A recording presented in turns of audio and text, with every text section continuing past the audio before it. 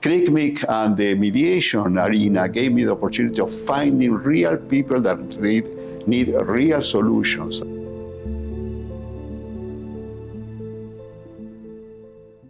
Hello, my name is Alberto Grossmark. I'm originally from South America, Argentina. I have arrived in the States, in the USA. I have lived in the States for 32 years, and since 25 years I became a US citizen. I have a background in electrical engineering, and I have been working in the area of systems engineering for my entire career, and I have about 30 years of experience working for the US federal government in several consulting positions. Wonderful. So, going into, you obviously tell us a little bit about how long you've been mediating, just in general, or whether with ClickMic. I have been mediating for 6 years with ClickMic. Wonderful. And so 6 years, already quite a long time of experience. How do you believe that your personal values align with the principles of mediation? Well, after I retired, I had been almost working in areas where either I saw a database with data, basically, or averages and the standard deviation that they were not indicating what the actual living people that I wanted to know. ClickMic and the mediation arena gave me the opportunity of finding real people that need real solutions, and that's what clicked so well with me, because then I found that it is possible to work with people to bring solutions to day-to-day problems. Sure. So I kind of understand you correctly. You're saying that you wanted to kind of venture away from what for you felt like people being calculated as just like numbers and things of that nature, and you wanted to kind of develop a more personal connection. And then obviously, you know, you're doing a service for your community, and you feel like you're really here, you know, making your mark because you directly get to speak with people and assist them through their conflicts as a mediator. Correct. When you see an average, you never know how many people are suffering in that average. Right. Here, when we come to a mediation, we can see the essence of the conflict in such a clear way that is an opportunity to bring the best to the people that we are serving and to myself. Right. Wonderful. I completely agree. So, would you be able to share with us any challenges or surprises that you didn't anticipate when you first became a mediator? Oh yes.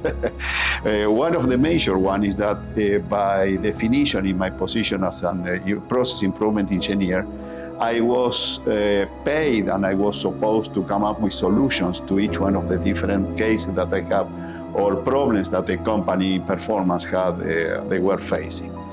When I arrived here, one of the main premises was that one of the main tenets was that we don't recommend.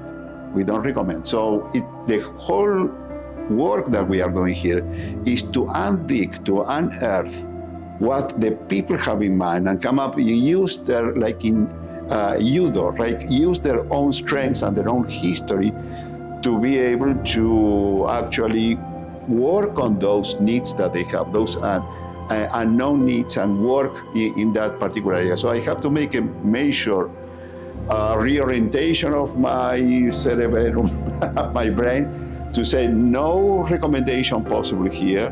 Just focus on the person, see what they feel, see their history, and based on that, let them come up with their own solution. And it was a whole discovery of a wonderful methodology that when you know how to use it, you will get the best of people, right? Because it's their solution, and they are committed to that. It's not a solution. Say, why don't you try it now? What about you have told me about that at that time that you were like doing this? What about continue doing that? Have you considered that? That type of approach is very useful because the people feel committed to that particular solution. Sure.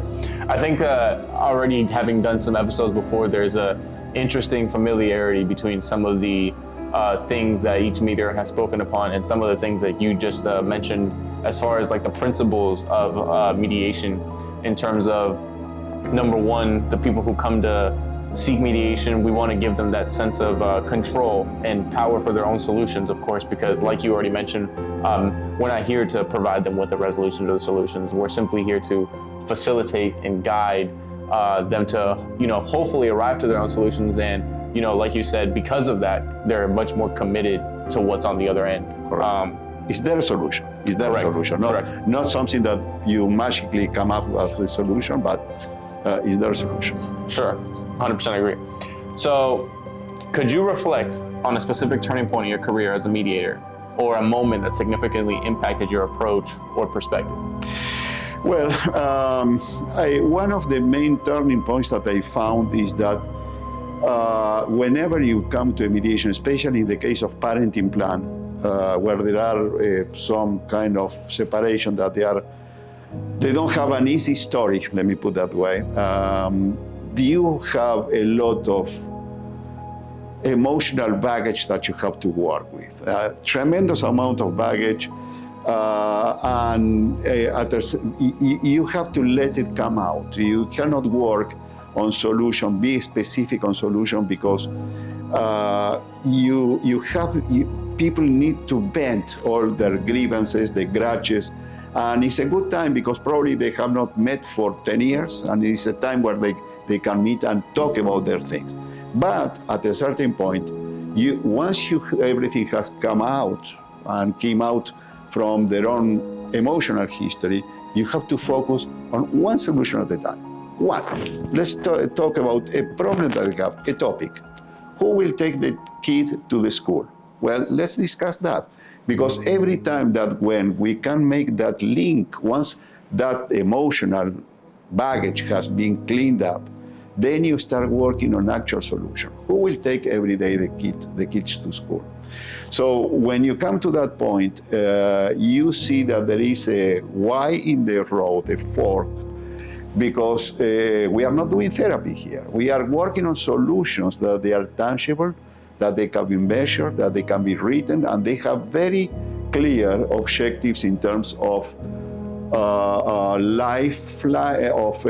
frame time, when they will be done and how they will be done. If there are payments, even we discuss what means of payments they are going to be sent. So everything goes down to the little detail.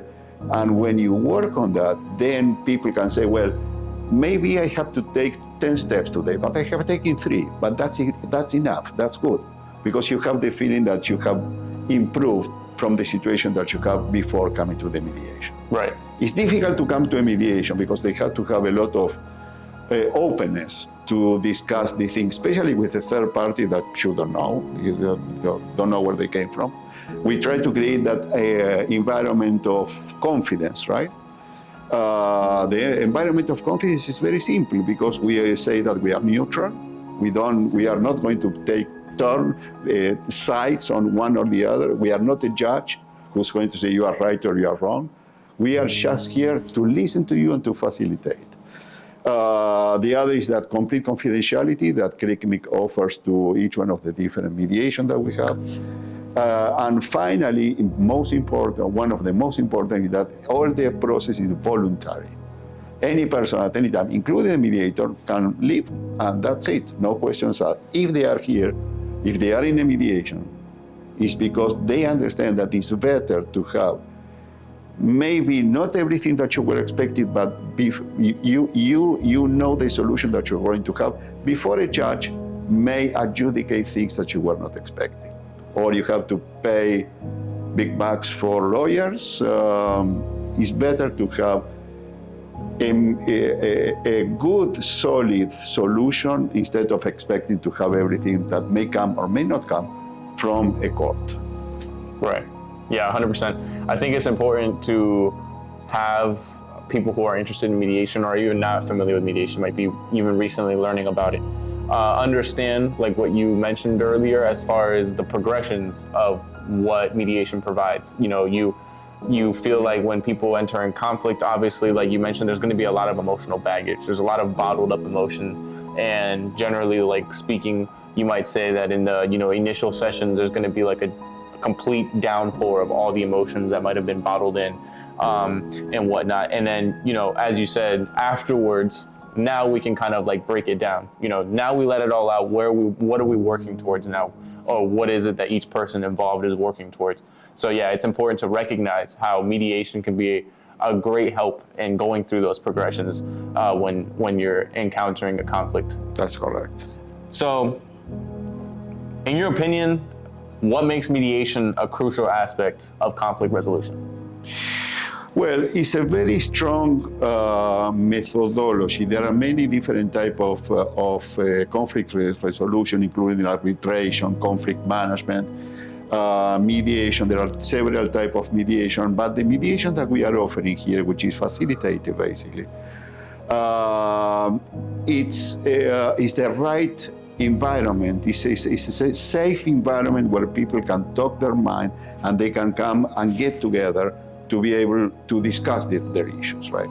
I always mention that the fact that people sit together is probably 80-70% of the whole success of a mediation. As long as you are ready to come and discuss the issues, is because you are showing a willingness, an interest in having resolved issues that they have been dragging for a while, and you want to resolve in the best possible way.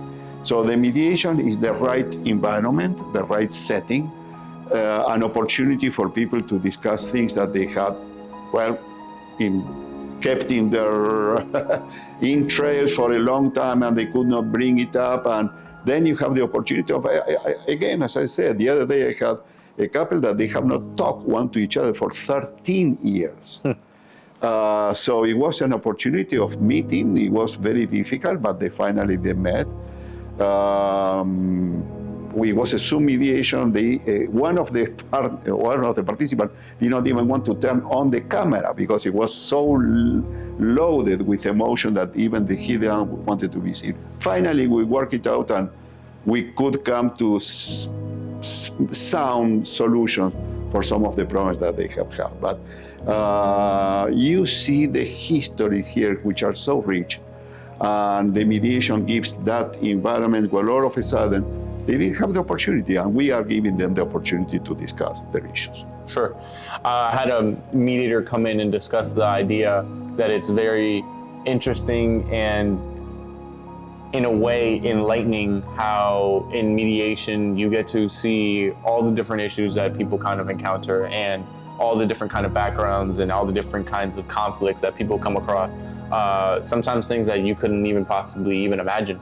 And they also discuss how because as mediators, we are not there to provide the solutions or give them the solutions. It's also interesting to see the solutions that people create for themselves, because that's what we want to provide in the safe space of mediation. The ability for people to, create those solutions for themselves, and understanding that as mediators, we have to be open-minded in the fact that we're, like we said already, we're not there to provide the solutions, but it's important for them to create their own, and amongst all kinds of conflicts that could come across.